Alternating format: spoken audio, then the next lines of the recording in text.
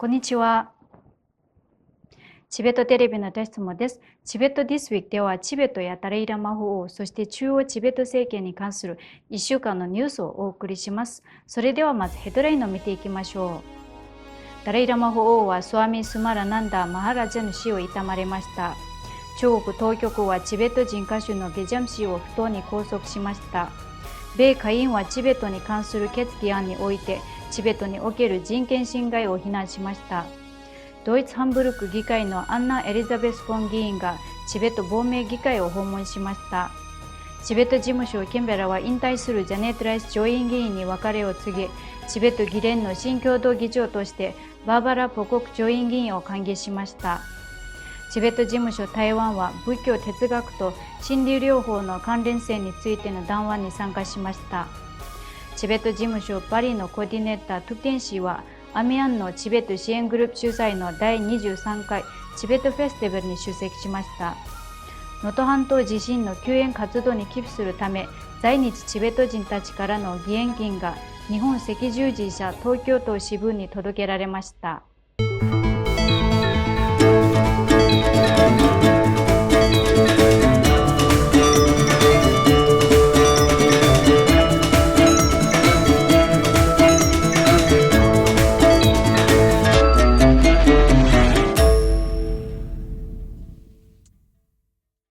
今週水曜日、ダライラマ法王はラマクリシュナマットとラマクリシュナミッションに書簡を送り、スピリチュアルの兄のような存在であったスワミ・スマラナンダ・マハラジの説教に対する悲しみを表明されました。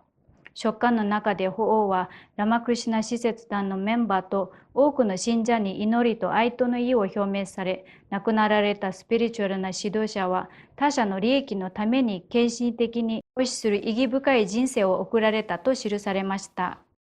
チベット人権民主化センターの報告によりますと、中国当局はチベット人歌手ゲジャム氏を拘束しました。ゲジャム氏は安藤の四川省側チベット治安の自治区キョンジュ県で地元警察により恣意的に拘束され、現在非公開の場所に拘留されているとのことです。ゲジャム氏はチベットの新年3日目の2月12日朝、警察から出頭するよう呼び出されてから数時間後に姿を消し、当日夕方に行方不明となりました。その後、家族が警察に彼の行方を尋ねたところ、彼が歌った歌とその背景にある思想が問題視されたため逮捕されたと告げられました。ゲジャム氏は現在中国警察の取り調べを受けており、家族はゲジャム氏に関するいかなる情報も外部に漏らさないよう警告されています。2月のチベットの新年にゲジャム氏は悲しみの歌、涙の洪水というタイトルの歌を披露しました。この歌は中国の支配に対するチベット人の共通の不満を表現し、中国共産党国家の抑圧的な政策を非難しています。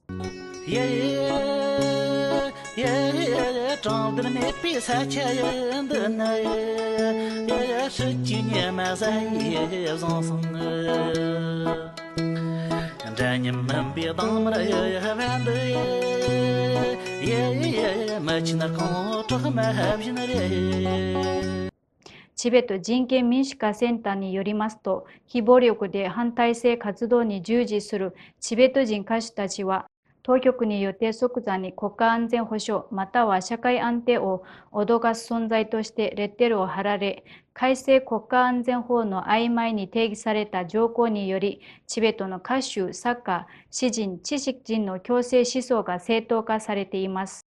アメリカ下院議員のジェームズ・マッガバン氏とヤング・キム氏は共闘犯の連帯を示すため、3月10日の第65回チベット放棄記念日に下院で重要な決議案を提出し、チベットで中国政府による人権侵害が続く中、チベット人への支援を再確認しました。決議第1072号はチベット人民の普及の闘争を認め、ダライラマ14世が中国の軍事侵略によりチベットから逃走してから65周年を迎えたことを認めています。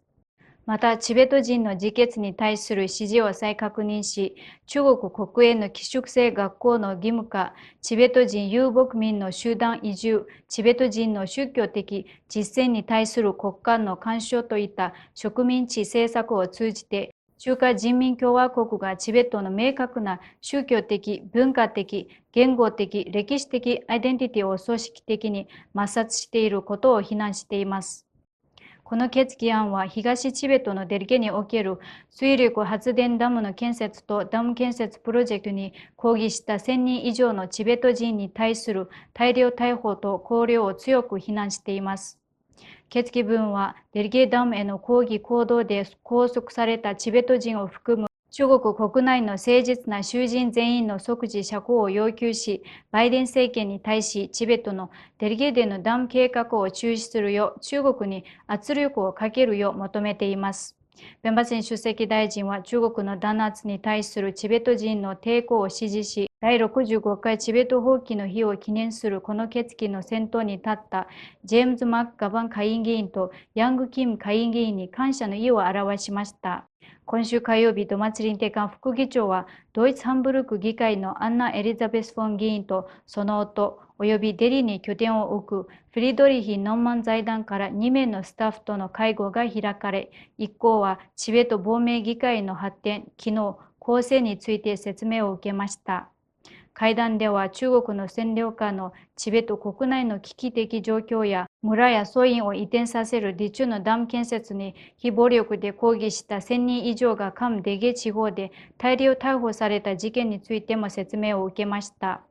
一行は進行中の会期の議事を傍聴し、議会から温かい歓迎を受けました。アンナ・エリザベス・フォン氏は2017年によりハンブルク州議会議員、2018年により自由民主党連邦執行委員を務めています。今週水曜日、オーストラリア全島チベット議員連盟は国会議員にチベット問題について説明し、AAPGT の共同議長であるジャネット・ライス上院議員が4月に上院議員を引退することを祝う特別イベントを開催しました。このイベントはケンベラのチベット情報局と連帯し、オーストラリアチベット協議会が進行役を務めました。このイベントにはスーザン・テンブルマン議員、ディーン・スミス上院議員、ジャネット・ライス上院議員、バーバラ・ポコク上院議員、ディビット・スミス議員、ソフィス・カンパス議員を含む80名以上の国会議員、そのスタッフ、チベット支援者が参加しました。チベット事務所仲間重代表はイベントでの演説の中で、オーストラリア議会でのチベットに対するあらゆる支援に対して、ライス上院議員に感謝の意を表し、チベットの歴史の中で最も困難な時期におけるライス上院議員の支援は、チベット人は永遠に忘れないだろうと述べました。It's been an absolute delight and privilege to be the co-chair of this Parliamentary Friendships Group, to have the opportunity to visit Dharamsala and meet His Holiness the Dalai Lama last year, and to be advocating for the people of Tibet. Because for me, if you see the oppression and persecution of people anywhere in the world, it's our responsibility and people who have got the ability to speak up. And so I've been really proud to be able to do that in the Parliament. また、シンゲ代表はジャネット・ライス上院議員の後任として、オーストラリア緑の党のバーバラ・ポコク上院議員を歓迎しました。超チベット政権情報国際関係省のノンジルマ大臣は、ライス上院議員に書面でメッセージを送り、チベット人の揺るぎない支持者であるライス上院議員に感謝の意を表しました。大臣はライス上院議員が困難な状況にもかかわらず、権力に対して真実を語っていることを評賛し、それは彼女のリーダーとしての誠実さと勇気の証であり、人類共通の目標を追求するために連合を築き、溝を埋める彼女の能力は、すべての人にインスピレーションを与える効果的なガバナンスの見本であると述べました。チベット事務所台湾は3月16日、ケサンマインドカウンセリングセンター主催のセミナーに参加し、チベット仏教と心理学の相関関係を分析しました。チベット事務所台湾のケサン・ギャンツェバワ代表と台湾精神分析協会の前会長であるワン・ハウイ氏が開会式で挨拶をし、チベット事務所の仏教哲学教師であるゲシ・テンジン・ナムル・リンポチェと、ケーサン・マインド・カウンセリングセンターの所長であるカウンセルティング心理学者のチェン・ジャーリン氏が会議の議長を務めました。主催者はまたチベット自由運動への支持を集めるためにブルーブックの宣伝に特別な努力を払い、イベント中にスノーライオン出版の書籍を推薦しました。これはダライラマ法のビジョンである台湾社会における仏教と科学、仏教と心理学の対話を台湾のコミュニティで促進することを目的としたチベット事務所と台湾精神分析協会との3回目の一連の協議でした。チベット事務所パリコーディネートのトゥテンツリン氏は、ヨランド顧問会長率いるチベット世界への支援と希望と題されたチベット支援団体がアミアンで開催した第23回チベットフェスティバルに出席しました。約30人の外国人と20人のチベット人が集まり、映画上映やチベット手工芸品の展示などが行われました。このチベット支援団体はこの地域で25年間チベット運動のために活動しています。ダライラマ法日本代表部事務所のアレア・ツワンギャブ代表とチベットハウスの長谷川氏が日本赤十字社東京都支部を訪れ、地震で被災した能登半島での救援活動のため、都内及び近県のチベット人からの義援金として22万8000円が手渡されました。在日チベット人コミュニティは1月に東京で祈りの集いを開催し、日本人や中国人と共に犠牲者の冥福と一日も早い復興を祈りました。今年1月1日午後、石川県の能登半島でマグニチュード 7.6 の大地震が発生し、240人以上の命が奪われ、多くの人々が家を失いました。政府と地元住民は災害からの復興に全力を尽くしています。これで今週のニュースは以上です。チベットテレビをご覧いただきありがとうございます。